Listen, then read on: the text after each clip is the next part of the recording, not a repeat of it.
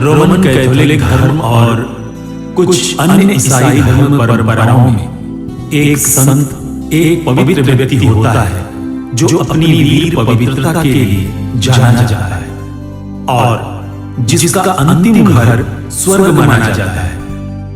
10वीं शताब्दी में संत पापा जॉन 15वीं ने संतों की पहचान के लिए एक प्रक्रिया को औपचारिक रूप दिया। उस समय से पहले संतों को बड़े पैमाने पर सार्वजनिक पंथ द्वारा स्थापित किया गया था। रोमन कैथोलिक चर्च द्वारा मान्यता प्राप्त 10,000 से अधिक संत हैं। उनमें से एक हैं क्यूपर्टिनो के संत जोसेफ। इनका जन्म 1603 ईस्वी में क्यूपर्टिनो में नेपल्स के राज्य में नार्डो धर्म प्रांत में हुआ था। उनके माता पिता का नाम है फ्रांसिस्का पनारा और फेलिसे देसा। आगे उनके बारे में आपके सामने प्रस्तुत किया जा रहा है। इस नाटक का शीर्षक है क्यूपर्टिनो के संत जोसेफ।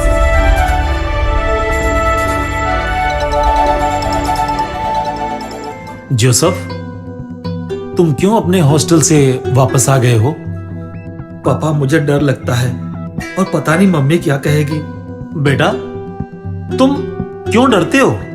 क्या पापा, आपको पता नहीं मैं क्यों मम्मी से डरता हूँ? नहीं पता, बताओ जोसेफ। ये देखो, इसमें क्या लिखा है? जोसेफ, इसमें लिखा है कि तुम्हारा डिप्लोमा लेने के लिए अप्रैल महीने में आना है। तब तक अपने घर पर रहो। तुमने क्या किया बेटा? मैंने कुछ नहीं किया पापा। कुछ नहीं किया? तो फिर तुम्हें क्यों हॉस्टल से बाहर किया गया? मैंने कहा था ना कि मैंने कुछ नहीं किया। वही मैं पूछ रहा हूँ कि तुमने कुछ नहीं किया तो फिर ये। पापा, मैंने कुछ नहीं किया। अरे पागल, तुम्हारा दिमाग ठीक है ना? पापा, इसी तरह हॉस्टल के मेरे दोस्त लोग मुझे अक्सर कहते थे। फिर पागल को पागल नहीं कहेंगे तो मान्यवर थोड़ी कहेंगे। तुमने अभी तक नहीं बताया कि तुमने क्या किया था। आप भी तो मुझे नहीं समझ रहे हैं पापा। मतलब मैंने कुछ नहीं किया। ठीक है बेटा, मैं समझ रहा हूं, लेकिन तुम बताओ तुमने क्या किया है? पापा, मैं वही बता रहा हूँ कि मैंने कुछ नहीं किया। तुम इसी बात को 6वीं बार बोल रहे हो। जब मैंने कुछ नहीं किया तो मैं क्या बोलूं? तुम कुछ मत बोलो, नहीं तो मैं पागल हो जाऊंगा। पापा, मैं वही बताने जा रहा हूँ कि मैंने कुछ नहीं। बस, इसके आगे तुम कुछ नहीं बोलोगे। मैं कुछ नहीं जानना चाहता हूँ। हॉस्टल में मैं कुछ नहीं करता था, इसलिए वे लोग मुझे बाहर कर दिए। इस घर का पूरा काम मुझे ही करना पड़ता है। वो नालायक पति को कितनी बार मैंने कहा है कि एक दरवाजा ठीक करो। उसके पास समय ही नहीं है। दिन रात बाहर काम करता है, लेकिन क्या करता है केवल भगवान ही जानता है। पापा, मम्मी आपका ही गुणगान कर रही है। अरे मैं सुन रहा हूँ। मेरे ख्याल से उसका दिमाग फिर गया है, इसीलिए मैं अभी जा रहा हूँ। पापा, आप कहाँ जा रहे हैं? मेरे लिए कौन मम्मी से बात करेगा? मैंने बताया ना, अभी इस हालत में कोई भी तुम्हारी मम्मी को समझा नहीं सकता है, इसलिए मैं जा रहा हूं।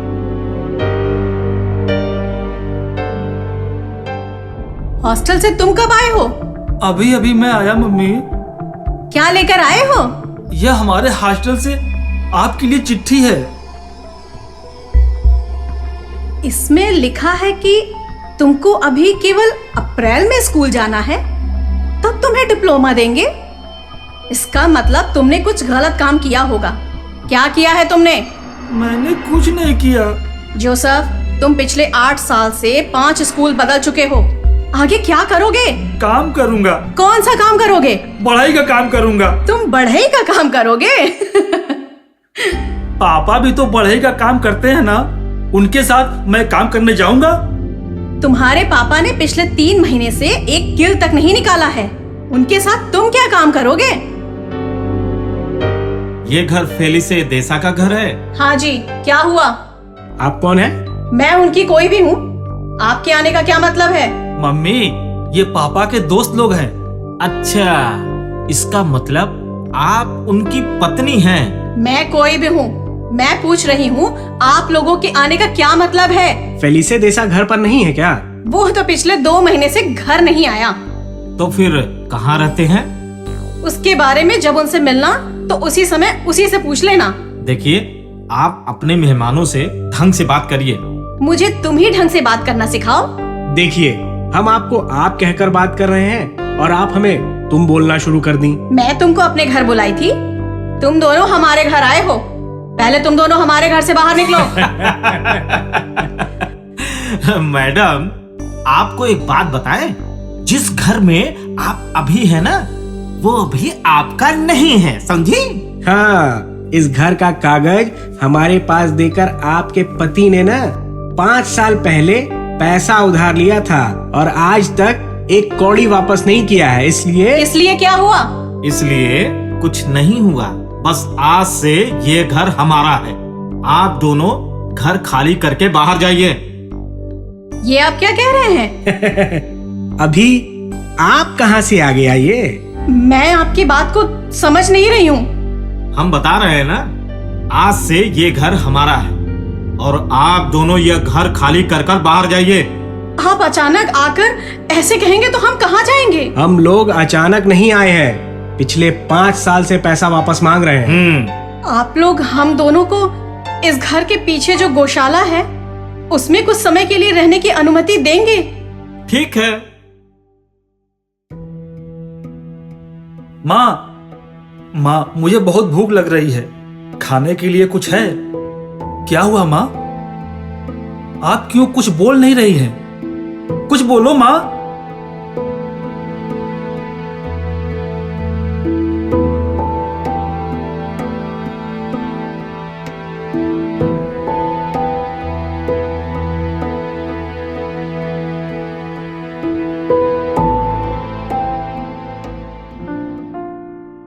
मुझे पता नहीं इस खुशी में मैं आपको क्या खिलाऊं और क्या पिलाऊं।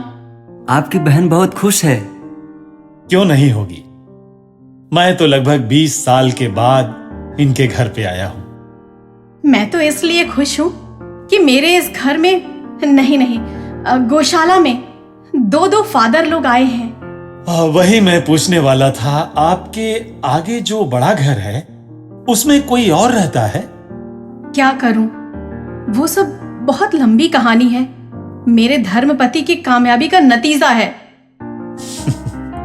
वो तो बढ़ई का काम करता था। उसका काम करना और ना करना बराबर है। जो भी कमाता है उसे परोपकार में खर्च करता है और जो बचता है वो उससे ब्याज चुकाता है। अभी आपके पति कहाँ हैं? पर्दे के पीछे। पर्दे के पीछे का मतलब? जब से हम लोगों के घर को जमींदार ने ले लिया है तब से उसका कोई अता पता नहीं है। उनके साथ कुछ अनहोनी तो नहीं हुआ होगा? काश ऐसा होने से मैं खुश तो हो जाती।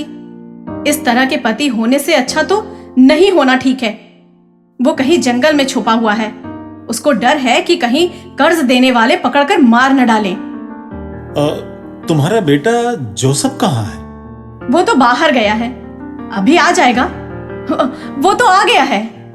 जय फादर, जय फादर। तुम्हें पता है ये फादर कौन है? मैं तो पहचानता नहीं हूँ। वो कैसे पहचानेगा? मैं उसको केवल बपतिस्मा दिया था, उसके बाद आज देख रहा हूं। आप सही हैं जोसेफ, आप हैं फादर गार्जियन जुवानी। मेरे भाई हैं जो फ्रांसिस्कन धर्म समाज के पुरोहित हैं। तो आप मेरे मामा हैं, फिर ये फादर कौन है? आप हैं फादर रास्पी, जो हमारे गुरुकुल के मठाध्यक्ष हैं। आपको एक बात बताऊं, जोसेफ भी आपके समान होशियार और पढ़ने में तेज है। मम्मी, आपने क्या कहा? बेटा जोसेफ, तुम अंदर जाकर पानी ले आओ। मम्मी हमेशा मुझे पागल कहती है, लेकिन मामा से कहती है मैं बहुत होशियार हूँ। ये कैसे हो सकता है? आपका बेटा कहाँ तक पढ़ाई किया है? आने वाले अप्रैल में उसका डिप्लोमा मिल जाएगा और मुझे पता नहीं आगे क्या पढ़ाऊं। फादर, आप उसको अपने गुरुकुल में लेंगे? गुरुकुल जाने के लिए उसकी इच्छा होनी चाहिए। उसको तो बहुत पसंद है। आप ही पूछिए, मैं बुलाती हूँ। जोसेफ, यहाँ आना। आप उसी से पूछिए। हाँ जोसेफ, आप गुरुकुल आकर प्रभु की सेवा में अपना जीवन समर्पित करना चाहते हो? मैं गुरुकुल कैसे जाऊंगा? वहां तो काफी पढ़ाई होती है। मैं तो पढ़ाई में बहुत कमजोर हूँ। लेकिन आपकी मम्मी कह रही थी कि आप बड़े होशियार हैं और पढ़ने में बहुत तेज हैं। मम्मी, आपने ऐसा कहा? और मुझे तो हॉस्टल से भी बाहर किया गया है। मेरे ख्याल से जोसेफ को गुरुकुल आने का विचार नहीं है, और उसे जबरदस्ती बुलाना भी ठीक नहीं है। आप मुझे कुछ समय दीजिए, मैं उससे बात करती हूँ। आप लोग तब तक कुछ खा लीजिए। जोसेफ, इधर आना। तुम आगे क्या करने के लिए सोच रहे हो? मैं क्या करूं? मैंने आपको पहले ही बताया था कि बढ़ई का काम सीखूंगा या जूता बनाने का, लेकिन मैं गुरुकुल उर्कुल नहीं जाऊंगा। माँ, माँ, माँ, आपको क्या हुआ? माँ, आँख खोलिए। माँ, माँ, आँख खोलिए। माँ, आपको क्या हुआ? माँ, माँ, आँख खोलो। माँ, माँ, आँख खोलो। माँ, माँ, आप ठीक है ना? माँ, कुछ तो बोलिए। बेटा, मुझे नहीं पता कि इस हालत में मैं कब तक इस दुनिया में जाऊंगी। मुझसे तुम एक वादा करोगे? जरूर, मैं पूरा करूंगा। बताइए, क्या करना है माँ? अगर मुझे कुछ हो जाएगा तो तुम्हारी देखभाल करने के लिए कोई नहीं होगा, और तुम्हारे तुम्हारे पापा का भी कोई अता पता नहीं। इसलिए मुझे क्या करना है? तुम अपने मामा के साथ गुरुकुल चलोगे बेटा। वहां तुम्हें ईश्वर तुमको सब कुछ देंगे, और एक पवित्र जीवन बिताओगे। क्या तुम चलोगे बेटा? ठीक है माँ, मैं जाऊंगा माँ। अब मैं ठीक हूँ फादर गार्जियन। मेरा बेटा गुरुकुल जाने के लिए तैयार है। अब तो आप अपने साथ उसे ले जाएंगे ना? मैं अंदर जाकर उसका कपड़ा सब निकालती हूँ। आप लोग तब तक चाय पी लीजिएगा। फादर गार्जियन, अगर आपकी बहन आदमी होती तो जरूर बिशप बनती। बिशप क्या, पोप बनती। जोसेफ मार्टिना नामक जगह में फ्रांसिस्कन धर्म समाज के गुरुकुल में प्रवेश करता है। वहां भी पढ़ाई में ज्यादा मन नहीं लगाता है और अन्य कार्यों को करने लगता है, और रोज कुछ न कुछ उल्टा सीधा काम करता रहता है। एक दिन वो अपने पापा के मरने की खबर सुनकर अपने घर वापस आता है और अपने पिताजी की अंतिम क्रियाकर्म खत्म करके घर आता है। उसी समय माँ, पापा को क्या हुआ था? मैं क्या बताऊं? उसका समय पूरा हो गया और वो इस दुनिया से चला गया। माँ, अब क्या होगा? जोसेफ, तुम्हें एक बात पता है? तुम्हारा पापा मुझसे ज्यादा तुमसे प्यार करता था। क्या तुम इस बात को विश्वास करते हो? अब मेरी जिंदगी और आसान हो गई है। तुम्हारा पिता प्यार करने के लिए एक अच्छा इंसान था, लेकिन साथ जीने के लिए नहीं। जिंदगी में ऐसा कुछ समय था जब जीना बहुत जरूरी था, ना कि प्यार करना। जब वो जिंदा था, मैं यह सोचकर सो नहीं पाती थी कि वो कहाँ रहता होगा, लेकिन अब मैं जान गई, और तुम्हारा भी। क्या तुम गुरुकुल में खुश हो? हाँ माँ। इस भूरे पोशाक में तुम कितने सुंदर दिखते हो। तुमने आज कब्रिस्तान में सबकी आंखें खोल दी। मतलब मैंने क्या किया? पूरे इलाके के लोग सोच रहे थे कि तुम भी अपने पापा के समान पियक्कड़ बनकर अपनी जिंदगी बर्बाद कर दोगे, लेकिन माँ, एक मिनट। मामा ने आपके लिए एक चिट्ठी दी है, अभी मैं लेकर आता हूँ।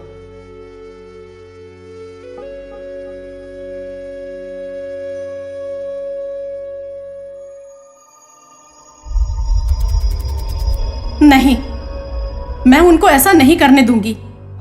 वो लोग मेरे साथ ऐसा नहीं कर सकते। क्या हुआ माँ? उन लोगों ने तुम्हें गुरुकुल से बाहर कर दिया है। वो लोग तुम्हें वापस नहीं लेना चाहते क्योंकि तुम एक मूर्ख हो। इसमें लिखा है जिस दिन से तुम उधर गए हो उस दिन से उल्टा सीधा काम करते आए हो। मैं तो कहूंगी कि वो तो तुम जन्म से ही करते आ रहे हो। इस बार तुमने कौन सा कारनामा कराए हो? माँ, केवल माँ माँ ही बोलते रहोगे या आगे भी कुछ कहोगे? माँ, मैंने एक मूर्ति को तोड़ दिया था। एक छोटी सी मूर्ति तोड़ दिया, इसके लिए एक कुत्ते के समान तुम्हें उठाकर बाहर कर दिया? छोटा नहीं था माँ, वो काफी बड़ा था, तुमसे भी बड़ा था। वो भी 200 वर्ष पुराना था। 200 वर्ष पुराना एक कबाड़ मूर्ति के बदले में वो लोग एक व्यक्ति की जिंदगी बर्बाद कर देंगे। हम उनको देख लेंगे। आखिर वो है तो मेरे भाई ही ना। कल सुबह हम तुम्हारे गुरुकुल जाएंगे।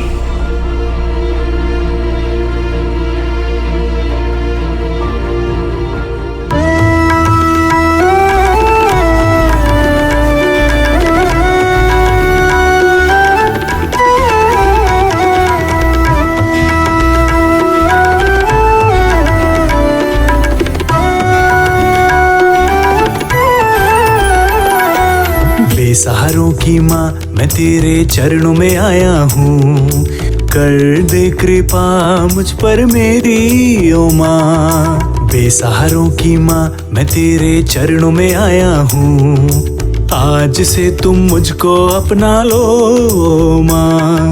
ज्ञान से मुझको अब तुम भर दो, ज्ञान से मुझको तुम भर दो मेरी माँ। ज्ञान से मुझको अब तुम भर दो, ज्ञान से मुझको तुम भर दो मेरी माँ।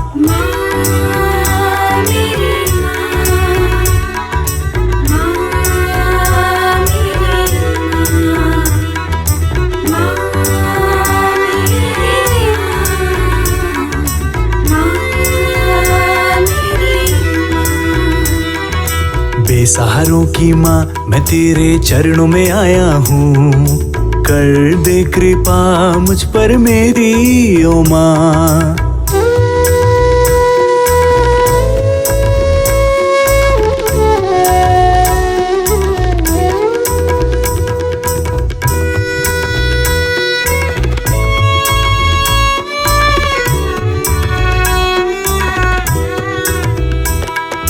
दीप ज्ञान का इस जगत में जला दो माँ, मेरे इस अंधेरे जीवन में। राह कोई भी सूझे नहीं मुझको माँ, कहाँ जाऊं मैं तू ही बता दे। अपनी ममता का करम कर दे तू माँ, तेरे चरणों में आया हूँ माँ। अपनी ममता का करम कर दे तू माँ, तेरे चरणों में आया हूँ माँ। आज से तुम मेरी माता हो, आज से तुम ही मेरी माता हो माँ।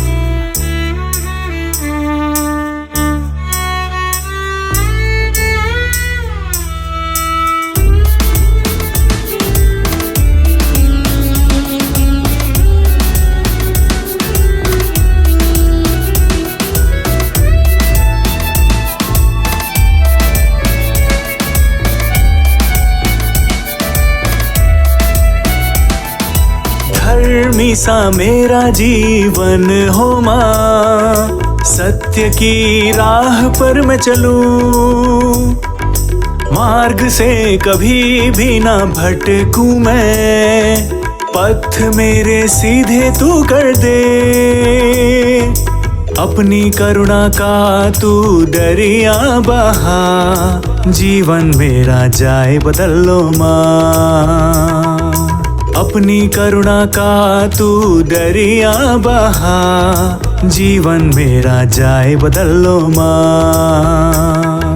बेसहारों की माँ मैं तेरे चरणों में आया हूँ, कर दे कृपा मुझ पर मेरी ओ माँ। बेसहारों की माँ मैं तेरे चरणों में आया हूँ, आज से तुम मुझको अपना लो माँ। ज्ञान से मुझको अब तुम भर दो, ज्ञान से मुझको तुम भर दो मेरी माँ। ज्ञान से मुझको अब तुम भर दो, ज्ञान से मुझको तुम भर दो मेरी माँ। ज्ञान से मुझको अब तुम भर दो, ज्ञान से मुझको तुम भर दो मेरी माँ।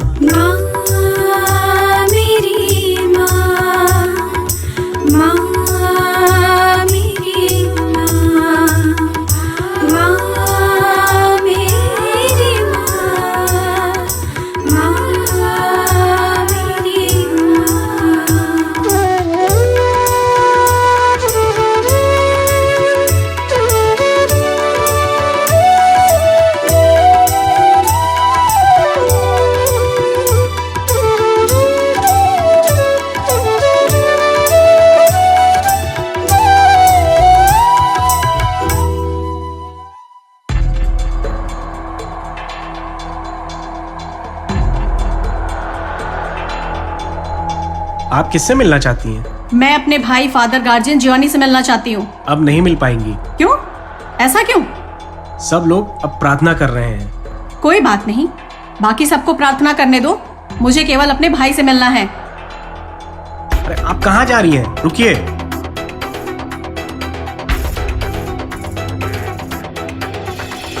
तुमको पहले कौन प्रार्थना के समय अंदर आने दिया? वो सब मत पूछो, तुम पहले बताओ। जोसेफ, तुम इधर आओ। तुम इसका मासूम चेहरा देखो, इसने कौन सा इतना बड़ा जुर्म कर दिया है? किसी का खून किया है, डकैती डाली है या व्यभिचार किया है? क्यों इसको बाहर किया गया? क्या तुम अपने आप को संत पापा समझ रहे हो? ठीक है, मैं मान लेती हूँ कि उसने एक मूर्ति तोड़ दिया। मैं तुमसे पूछती हूँ, क्या तुम योग्य हो? जब तुम 18 साल के थे और अपना जन्मदिन मना रहे थे, उस समय कमरे में जितनी भी बोतलें थी तुमने सब तोड़ डाला था। तुम्हें याद है? क्या मैं और आगे भी बताऊं फादर गार्जियन? बस बस चुप रहो, हम लोग मेरे दफ्तर में बैठकर बातें करेंगे, यहाँ सब लोग हमें देख रहे हैं। तुम पहले बताओ कि मेरे जोसेफ को तुम गुरुकुल में रखोगे या नहीं? वो सब मैं बताऊंगा, तुम पहले बाहर आओ। बेटा जोसेफ, अब तुम चिंता मत करो, तुम्हारा प्रार्थना प्रभु ने सुन लिया है। जोसेफ को फिर से गुरुकुल में वापस लिया जाता है, लेकिन उसे इस बार गाय, भेड़, बकरी की देखभाल की जिम्मेदारी सौंपी जाती है। एक दिन उस गुरुकुल का वार्षिक निरीक्षण करने ऋषभ दूसो आते हैं और उस दिन रात को टहलते टहलते गौशाले की तरफ आते हैं। वहां जोसेफ गाना गाकर आग तापता रहता है। उससे मिलते हैं और उसी समय बेसहारों की माँ मैं तेरे चरणों में आया हूँ, कर दे कृपा मुझ पर मेरी ओ माँ। बेसहारों की माँ मैं तेरे चरणों में आया हूँ, आज से तुम मुझको अपना लो माँ। बहुत अच्छा है जोसेफ, मैं भी जब गुरुकुल में था यही गाना गाता था। ये जगह भी बहुत अच्छा है, क्या मैं भी आपके साथ बैठ सकता हूँ? रुकिए, मैं आपके लिए स्टूल लेकर आता हूँ। कोई जरूरत नहीं है, मैं यहीं बैठ सकता हूँ। तुम भी बैठ जाओ जोसेफ। जी, बहुत बहुत धन्यवाद बिशप स्वामी जी। अब बताओ, तुम्हारे वो दोनों भेड़ के बच्चे कैसे हैं? कौन सा? जोसेफ, जब सुबह मैं तुम्हारे गौशाले में आया, उस समय तुम 2 भेड़ के बच्चों को लेकर पुआल में सो रहे थे। उसी के बारे में मैं पूछ रहा हूँ। हाँ, मैं तो भूल ही गया था। वो दोनों ठीक हैं और दोनों सो रहे हैं। मैंने दोनों का नाम रखा है। क्या नाम रखा है दोनों का? एक का नाम जेरोनिमो और दूसरे का नाम बर्थोलोमियो। बहुत सुंदर रात है। आसमान को देखो, तारे कितने अच्छे दिखते हैं। आपने कभी यह देखा है? आप जितने लंबे समय तक आसमान को देखते रहेंगे, उतनी ही नए नए तारे आसमान में दिखने लगते हैं। तुम बिल्कुल सही हो। और मैं सोचता था कि ऐसा क्यों होता है। क्या तुम्हें पता है? मुझे नहीं पता है। लेकिन ब्रदर ऑरलैंडो से पूछोगे तो उसके पास इसका भी उत्तर होगा। ब्रदर ऑरलैंडो तो सब कुछ जानते हैं, लेकिन स्वामी जी जब ब्रदर ऑरलैंडो पवित्र तृप्ति के बारे में शाम को बता रहे थे, तो उस समय आपको नींद आ रही थी। तुम सही हो। ब्रदर ऑरलैंडो का पवित्र तृत्व भेद को सुनने के बाद मुझे तो पवित्र तृत्व के बारे में समझना और भी मुश्किल हो गया है। मुझे तो पवित्र तृत्व का रहस्य हमेशा तंग करता रहता है। मैं हमेशा समझने की कोशिश करता हूं, लेकिन नहीं समझ पाता हूं। फिर भी मैं अपने विश्वास में दृढ़ हूं, इसलिए मान लेता हूं।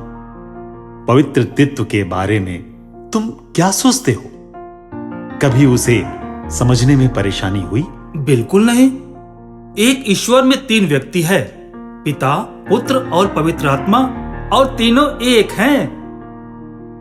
एक बच्चे को समझाने के लिए यह ठीक है, लेकिन मेरे जैसे बिशप जो देव ज्ञान में निपुण होते हैं, उनके लिए यह व्याख्या काफी नहीं है। और मैं तो एक प्रायोगिक ज्ञान ढूंढने वाला हूं। मैं केवल उसी चीज को समझता हूं जो मैं अनुभव कर सकता हूं, ना कि जो मैं देखता हूं। देखिए, मेरे पास एक कंबल है, लेकिन मैं इसे मोड़कर 3 भागों में बांट सकता हूं, जैसे 1, 2 और 3। तो 3 मोड़ एक कंबल में है। उसी तरह पवित्र तृत्व में 3 व्यक्ति एक ईश्वर में है। बहुत बढ़िया जोसेफ, ये तो अति उत्तम व्याख्या है। नीचे बैठो, हम लोग कुछ और विषयों पर बातें करते हैं। मुझे लगता है कि जितना ज्यादा पढ़ेंगे उतना कम जानेंगे। जब मैं तुम्हारे समान युवावस्था में था, तो मेरे लिए सब कुछ साफ था और लगता था कि सब कुछ समझ गया। लेकिन मेरे ख्याल से तुम ज्यादा समझदार हो। क्या हम लोग और कुछ समय बैठकर बातें कर सकते हैं? क्यों नहीं, बिल्कुल, मुझे बहुत खुशी होगी। दोनों बैठे बैठे इतनी बातें की कि उन्हें पता ही नहीं चला कि कैसे रात बीत गई और सुबह हुई। उसके बाद जोसेफ ने पुरोहित बनने के लिए प्रशिक्षण लेना आरंभ किया। जोसेफ को मदद करने के लिए ब्रदर ऑरलैंडो को बताया जाता है और ब्रदर ऑरलैंडो जोसेफ को पढ़ाते हैं। अब बताओ, संत योहन के सुसमाचार अध्याय 5 और वाक्यांश 14 में क्या लिखा है? यदि तुम्हारे पास 100 भेड़ें हो और उनमें एक भी भटक जाए, तो तुम लोगों में कौन सा ऐसा है जो 99 भेड़ों को निर्जन... नहीं, तुम फिर से संत लूकस के सुसमाचार बोलने लगे। मैंने तुमसे पूछा संत योहन के सुसमाचार से। मैं अपना समय बर्बाद करके तुम्हें पढ़ा रहा हूं, लेकिन तुम अभी भी नासमझ बनकर बैठे हो। अब मुझसे नहीं होगा। मुझसे जो भी हुआ मैंने कर दिया। तुम्हें पता है ना, मेरी भी परीक्षा है। अब मैं जाता हूं, हमसे नहीं होगा। यहाँ क्या हो रहा है? क्यों ब्रदर ऑरलैंडो नाराज होकर जा रहा है? बहुत मुश्किल है ना जोसेफ? बेचारा ब्रदर ओरलैंडो। नया विधान, इसमें क्या समस्या है समझने में? उसमें कोई परेशानी नहीं है, बस जैसे मैं सुनता हूँ तुरंत वैसे ही तुरंत मैं भूल जाता हूँ। देखो जोसेफ, जो मौखिक परीक्षा होने जा रहा है वो केवल उपयाजक बनने के लिए है।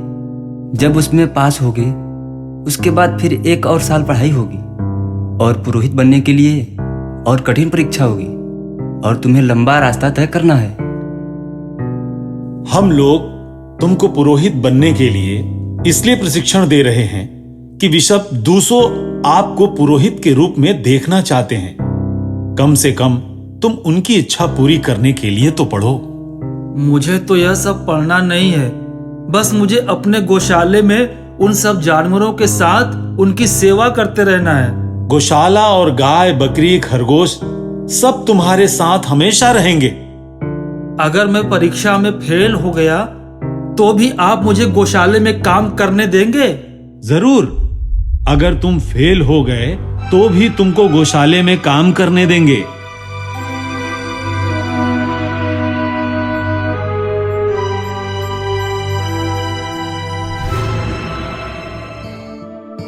बिशप निकोलस, आप सबका उपयाजक बनने का मौखिक परीक्षा लेने के लिए तैयार हैं। जैसे ही आपका नाम बुलाया जाएगा, एक एक करके अंदर आए। Brother Joseph.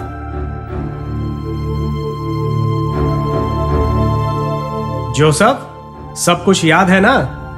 मुझे नहीं पता। ठीक है, मैं तुम्हारे लिए प्रार्थना करूंगा। तुम अपना प्रार्थना मेरे लिए करके बर्बाद मत करो, बल्कि खुद के लिए करो। पता नहीं ये कैसे परीक्षा पास होगा, केवल भगवान ही उसे बचा सकता है।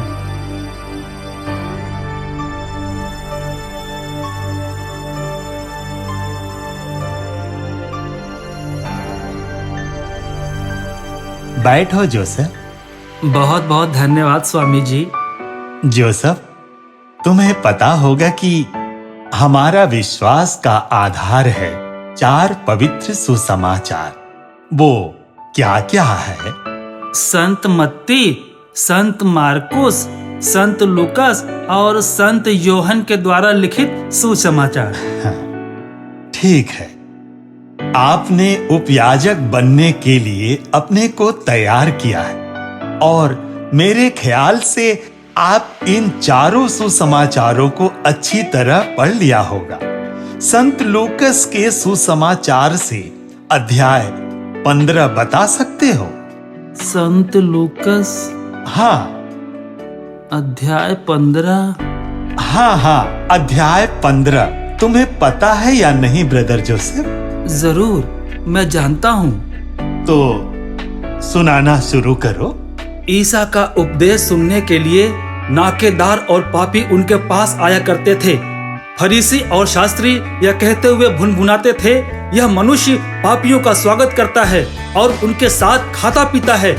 इस पर ईसा ने उनको यह दृष्टांत सुनाया, यदि तुम्हारी 100 भेड़ें हों और उनमें से एक भी भटक जाए तो तुम लोगों में कौन ऐसा होगा जो 99 भेड़ों को निर्जन प्रदेश में छोड़कर न जाए और उस भटकी हुई भेड़ को तब तक वह खोजता रहे जब तक वह उसे नहीं पाए। बस काफी है जोसेफ।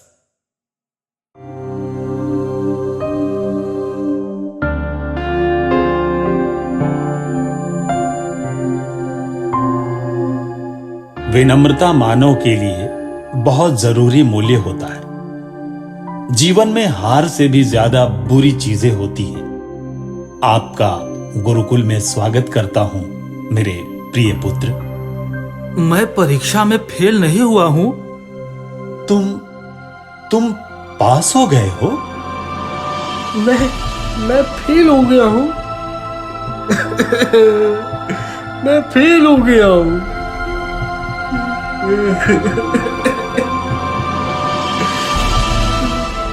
जोसेफ, खुशी की बात है तुम पहली परीक्षा में पास हो गए हो, लेकिन इससे सब कुछ खत्म नहीं हुआ। इन किताबों को अब पढ़ना शुरू करो। तुम्हारे पास पूरा 1 साल है। अभी से तैयारी करना शुरू कर दो। फादर, क्या मुझे ये सब पढ़ने की जरूरत है?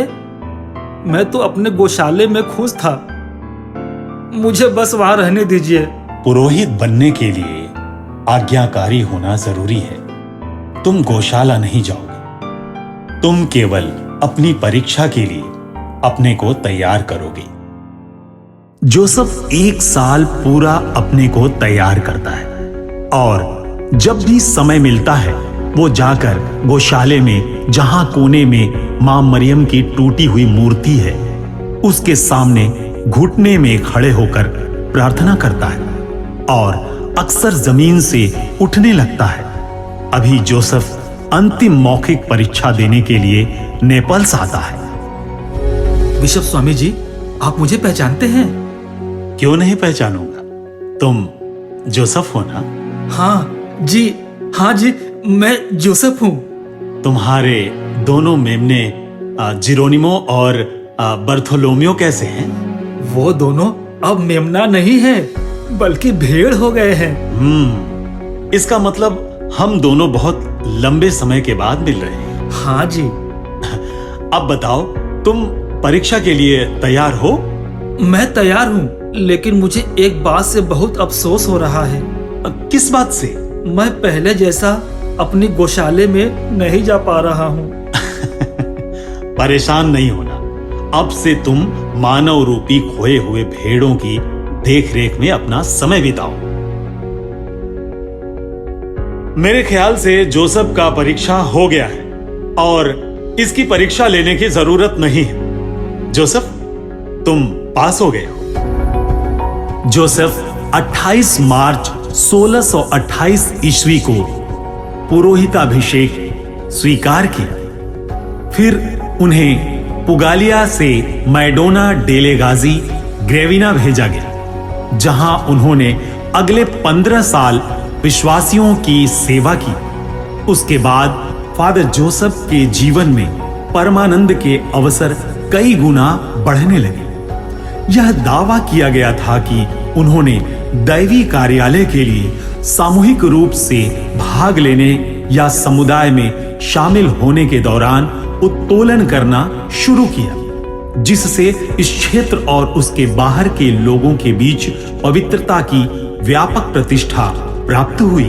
फादर जोसेफ चमत्कारों के लिए इतने प्रसिद्ध हो गए कि आखिरकार उन्हें जनता से छिपा कर रखा गया, लेकिन वे अपने प्यारे ईश्वर के साथ अकेले रहने का मौका पाकर खुश थे। अंत में 9 जुलाई 1657 को फादर जोसेफ को अपने समुदाय ओसिमो में लौटने की अनुमति दी गई, जहां जल्द ही उनकी मृत्यु हो गई। संत पापा क्लेमेंट 13वीं ने 1767 ईस्वी में उन्हें संत घोषित किया।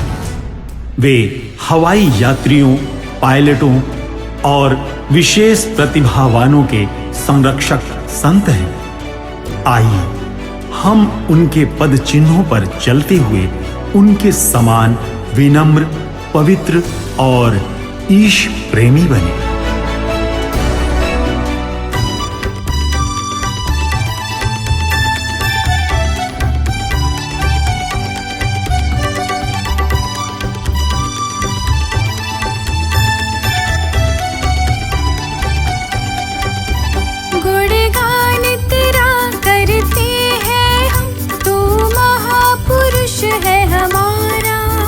मुश्किल जीवन आसान किया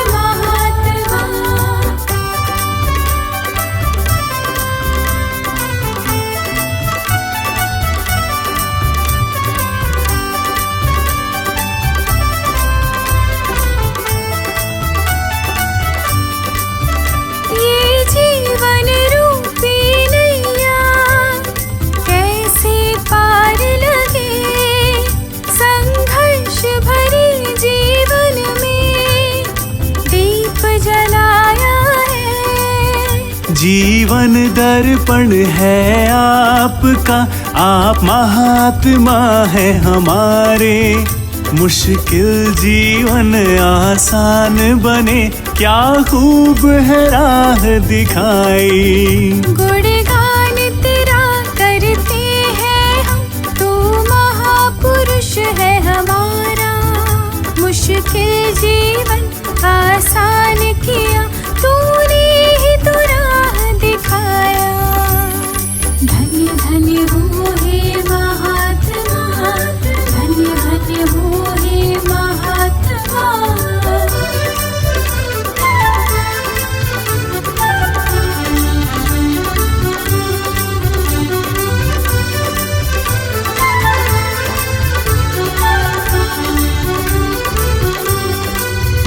इस जहां में जगमग रोशन चमके आपका नाम। अंधियारी गलियों में रहे ज्ञान के सोता तमाम। हर दिल गाए, हर दिल झूमे, धन्य रहे सदा तेरा नाम। मुश्किल जीवन आसान बने, क्या खूब है राह दिखाया। गुणगान